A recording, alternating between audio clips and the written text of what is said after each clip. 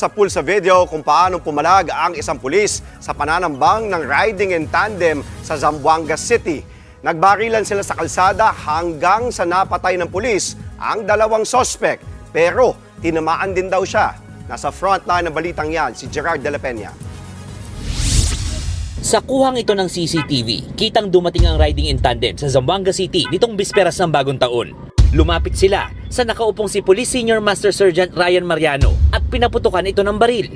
Napatakbo si Mariano sa gitna ng kalsada at bumunot din ng baril. Nakipagpalitan siya ng putok sa isang suspect kaya't nagpulasan ng mga motorista. Ilang saglit pa'y natumba na ang kabarilan ng pulis. Matapos niyan ay hinabol din ni Mariano ang rider na kasama ng gunman na nagtago sa likod ng isang kotse. Pinaputukan niya rin ito ng baril hanggang sa matumba.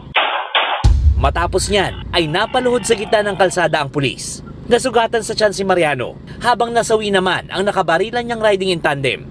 Nakabantay sa kalsada si Mariano noon para sa kampanya laban sa iligal na paputok nang mangyari ang insidente. Iniimbestigahan pa kung ano ang motibo ng riding in tandem sa pamamaril. Pero hinala ng mga otoridad ay miyembro ng Gun for Hire Group ang mga ito. Patuloy na nagpapagaling ang sugatang pulis. Nagbabalita mula sa frontline, Gerard de la Peña, News 5.